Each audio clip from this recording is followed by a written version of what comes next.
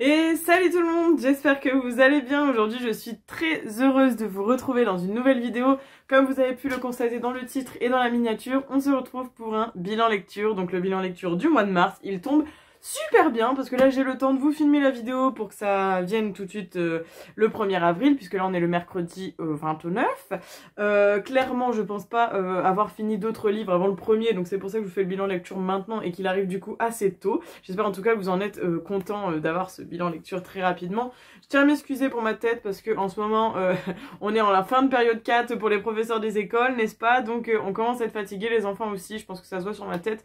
Voilà, donc je m'excuse d'avance, je sais que j'ai une tête très fatiguée, mais ça ne m'empêche pas quand même de filmer les vidéos, mais juste voilà. Donc aujourd'hui, je vous reviens avec un bilan de 6 livres. C'est un petit peu moins conséquent que la dernière fois. En janvier, on était à 10 et en février, on était à 8. Et donc là, on est à 6. Donc en fait, plus ça passe et je lis 2 de moins. Mais pour ma défense, il y avait quand même 2 romans et 4 mangas. Mais les 2 romans, il y en avait un qui était très gros, qui faisait presque 500 pages, donc ça m'a pris du temps à lire. Et comme je suis très fatiguée, le soir, je ne peux pas lire longtemps parce que je m'endors assez vite en fait. Donc c'est pour ça que je n'ai pas beaucoup lu ce mois-ci. Bref, toujours est-il, c'est quand même très sympa. On a un bon petit bilan. Avec celui-ci, comme je vous disais, qui est quand même un bon gros pavé. Je vous parlerai du coup des 2 romans à la fin parce que c'est ceux sur lesquels je vais passer le plus de temps, et je vais vous parler des mangas avant. Donc je vais vous parler de l'intégrale de cette petite série de mangas qui s'appelle Le péché originel de Takopi. Donc c'est un petit manga que j'avais trouvé au Furet du Nord, que j'avais acheté totalement par hasard. Il était sur des petits stands et c'était écrit que c'était une histoire qui avait vraiment fait phénomène et qui a secoué toute la sphère manga, n'est-ce pas? Donc j'ai été très intriguée et j'ai pris du coup ces deux petits mangas. Donc comme je vous ai dit, c'est une série qui est terminée en 2 tomes. C'est assez perturbant et assez peu commun ce genre de couverture parce qu'on y retrouve 2 jeunes filles en train de pleurer. Je pense que vous le constatez déjà depuis tout à l'heure, c'est assez gênant. Donc je vais peut-être arrêter de vous montrer ça. Donc ça a été écrit par Tyson 5, je pense que c'est Tyson 5. C'est édité chez Pika Édition et c'est un shonen, donc voilà. Alors pour vous expliquer un petit peu de l'histoire, donc en fait on a Takopi qui est un petit extraterrestre venu d'une planète dont je n'ai plus le nom. Ah si, c'est la planète Happy, c'est ça. Et c'est un petit alien qui arrive sur Terre pour répandre la joie et la bonne humeur et tout. Sauf que la première personne qu'il va croiser, c'est cette petite fille qui s'appelle donc Shizuka, qui est tout le temps triste, tout le temps en train de pleurer, etc. parce qu'elle est persécutée à l'école. Donc c'est un manga qui est assez fort parce qu'il y a beaucoup de thèmes qui sont abordés. On a quand même le thème de harcèlement, de violence, on a aussi le thème du suicide qui sont abordés, enfin voilà, il est assez dur à lire, donc ne pas mettre dans les mains de jeunes enfants, parce qu'il est quand même assez secouant, remuant des fois, donc voilà. Et donc on va suivre un petit peu toute la trame avec Shizuka et Takopi de ce fait. Et en fait dans le tome 2, on va suivre donc la jeune fille qui est ici, c'est Marina, c'est ça, qui est en fait la persécutrice de Shizuka. Donc les 2 tomes se suivent, mais les histoires sont assez indépendantes, je trouve. Elles se complètent évidemment, mais là on est plus sur Shizuka et ici on est plus sur Marina. Donc voilà l'explication des 2 couvertures différentes. J'ai beaucoup aimé ce manga, franchement je l'ai dévoré. En 2 soirs je l'avais lu, parce que clairement des mangas avec moi ça ne fait pas longtemps, ça dure 30-40 minutes. Donc voilà, j'avais vraiment apprécié cette petite série et je suis très contente d'en avoir fait l'acquisition. Je vous la conseille, c'est vraiment un manga qui m'a bouleversée je trouve, parce qu'il est vraiment pas du tout commun et l'histoire elle est très originale, oui et non, parce qu'en soi le scénario il est pas transcendant, mais je trouve que c'est quand même plutôt bien écrit et franchement j'ai beaucoup aimé. Donc si ça vous intéresse, je vous le conseille. Il y a que 2 tomes, donc ma foi ça va pas vous revenir très cher. Et comme je vous ai dit, j'avais trouvé ça au Furet du Nord, mais je pense qu'il y en a un petit peu partout dans n'importe quelle librairie. Voilà. Ensuite, j'ai terminé les tomes 9 et 10 de The Quintessential Quintuplet. Si vous avez regardé mon haul de la semaine dernière, vous savez que j'ai déjà acheté le tome 11 et j'arrive bientôt à la fin puisqu'il y a 14 tomes. Donc je suis très contente d'avoir du coup acheté et lu ces 2 mangas. Pareil, ils ont pas fait long feu et vraiment très contente. En plus, les couvertures sont très jolies. Enfin voilà, c'est toujours des couvertures très sympas. Après, c'est un shonen, encore une fois. Donc là, c'était shonen, j'avais dit ? Ouais, j'avais dit shonen. Bah pourtant, je trouve qu'il est quand même assez lourd celui-là. Tandis que celui-ci, il est plus sur le ton de la rigolade. Donc on suit toujours notre petit Futaro qui évidemment est toujours avec les quintuplettes parce que c'est à la base un jeune lycéen qui leur donne des cours particuliers pour qu'elles aient un meilleur niveau à l'école évidemment, sauf que depuis ce tome 1 il s'en est passé des choses, il y a plein de petites péripéties etc etc. Elles se sont énormément accrochées à Futaro, lui aussi c'est beaucoup amouraché de certaines, donc voilà, il y a des petites histoires très sympas, c'est très mignon, c'est voilà, il n'y a rien de bizarre dedans, en soi c'est une histoire assez classique et j'aime beaucoup, ma foi ça détend, ça prend pas la tête et franchement j'aime bien, j'aime vraiment les deux couleurs de cet homme, je les trouve vraiment très très beaux parce que le suivant il est quelle couleur? Il est rouge, enfin en rouge un peu rose, donc bon. Donc voilà, très contente de les avoir lus, encore une fois je trouve que cette série vaut la peine, en plus 14 tomes c'est pas non plus interminable, hein, donc voilà, mais je peux pas trop vous en dire, contrairement à cette série qui du coup est terminée, j'ai pu vous faire un avis global, mais là ce qui est compliqué c'est qu'à chaque fois je peux vous dire que j'ai lu des tomes mais je peux pas trop vous raconter ce qu'il y a dedans sinon ça vous spoil et c'est un peu pénible, donc c'est voilà, je peux pas trop vous en dire plus mis à part mon avis assez enfin je survole un peu mon avis en vous disant que j'aime bien ou que j'aime pas. Et du coup on arrive sur ce qui est le plus intéressant, c'est-à-dire les deux romans. Alors je vais prendre par ordre chronologique. Donc le premier que j'avais terminé c'était celui-ci, vous allez reconnaître l'auteur, c'est Agnès Martin-Lugan et le livre c'est La Datcha. Alors c'est un de ses derniers livres, je crois que c'est l'avant-dernier même, je ne sais plus, je crois qu'il est sorti en 2021, je vais vous dire ça. Est-ce qu'on peut avoir la date? Mars 2021, donc vous voyez il a tout juste 2 ans, donc c'est un de ses plus récents. Le dernier qui est sorti je crois que c'est l'année dernière, il s'appelle La Déraison, c'est d'ailleurs le seul que je n'ai pas encore dans ma bibliothèque. Donc j'ai enfin lu La Datcha, j'en entendais énormément parler, tout le monde disait que c'était incroyable, que l'histoire était vraiment super etc. Alors spoiler, j'ai aimé mais je n'ai pas compris tout cet engouement autour du livre, autant j'avais adoré Les gens heureux lisent et boivent du café.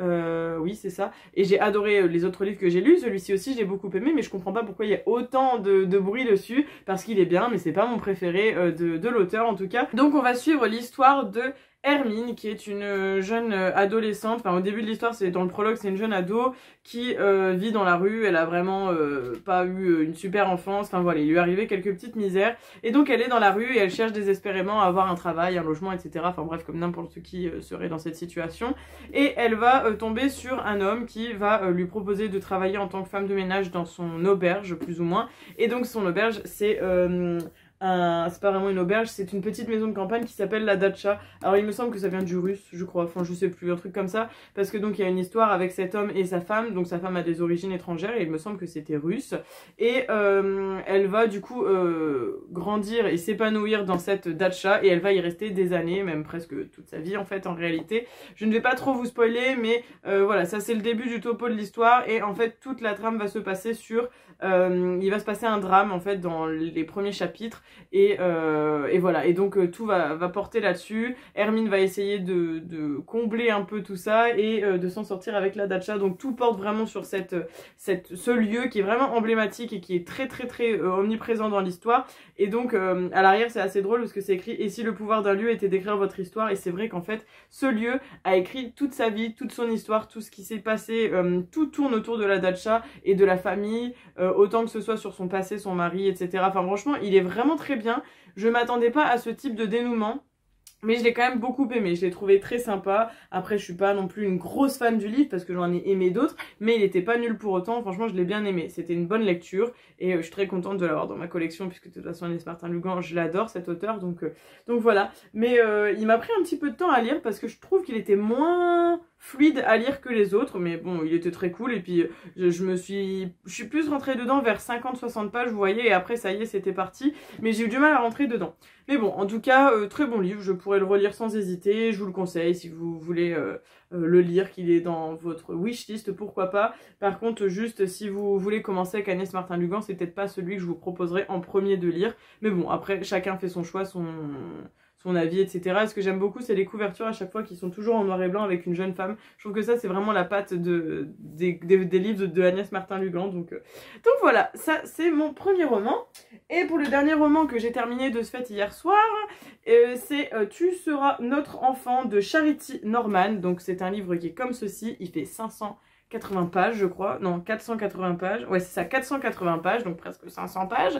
Je suis restée presque 2 semaines dessus, hein, donc vous voyez c'est pour ça que il n'y a pas beaucoup de livres dans ce bilan lecture, enfin c'est quand même déjà pas mal, hein, pour une personne normale c'est déjà beaucoup, mais Mais voilà, j'ai passé du temps dessus, en plus j'étais très fatiguée comme je vous ai dit, donc c'était très long de le lire, et des fois je lisais 20 pages le soir, donc forcément c'était assez long.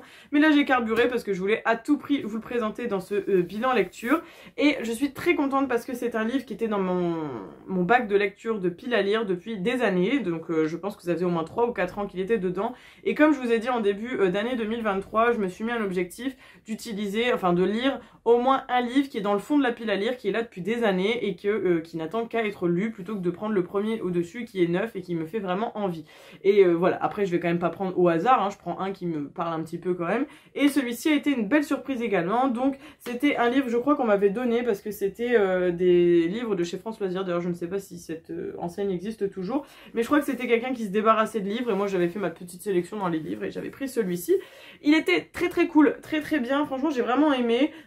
C'est pas du tout une histoire vraie ou quoi que ce soit, mais j'ai vraiment adoré. Donc c'est vraiment un livre qui va tourner tout autour de la parentalité, de l'adoption et des liens du sang. Donc pour vous faire un rapide petit topo, nous commençons l'histoire avec, on vous met direct dans le bain en vous parlant de l'histoire de Grace Serenity King, qui est donc l'enfant dont on parle dans le livre, qui est donc mise au monde par une jeune fille de 16 ans, donc vous imaginez bien que la situation elle est forcément pas très facile pour elle, et en fait dès les premières pages on va apprendre que la maman qui s'appelle Chérie a un accident de voiture.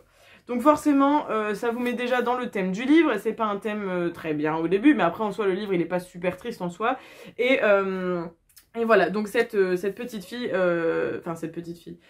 adolescente était suivie par une assistante sociale, évidemment, enfin voilà. Donc bref, il y a toute une procédure adoption qui va être mise en place pour Grace Serenity. Donc il y a une famille, justement, c'est Layla et David, je crois, qui cherchent désespérément à avoir un enfant, donc de manière...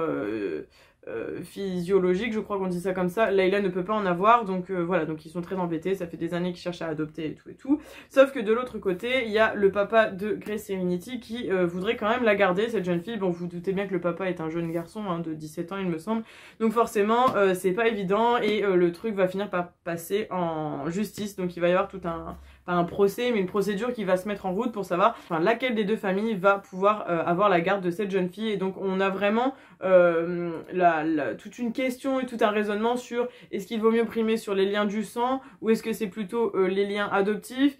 Enfin voilà, il y a vraiment beaucoup de réflexions autour de ça, parce que c'est vrai que des fois il y a des enfants, c'est pas parce qu'ils sont adoptés ou placés en famille ou autres qui seront malheureux. Alors évidemment oui, ils vont peut-être finir par un jour ou l'autre chercher leurs racines comme on peut dire, mais c'est pas pour autant qu'ils sont malheureux, des fois ils sont même plus heureux dans une autre famille. Enfin voilà, après ça c'est un point de vue, hein, c'est un peu ce qui est abordé aussi dans le livre, mais j'ai beaucoup aimé, franchement j'ai trouvé très sympa, je trouvais que ça changeait de mes lectures habituelles.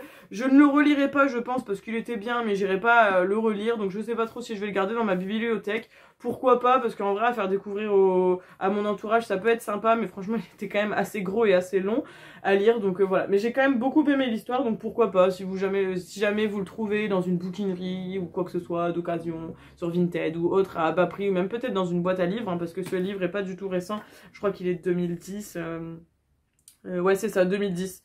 Et il a été traduit en 2011, donc voilà, il a une petite dizaine d'années quand même, donc bon, voilà, bah écoutez, je vous ai fait mon petit bilan lecture du mois de mars avec mes 6 petits livres. J'ai l'impression que c'est pas beaucoup comparé à d'habitude, mais bon, c'est pas mal, hein, c'est déjà bien d'avoir lu tout ça.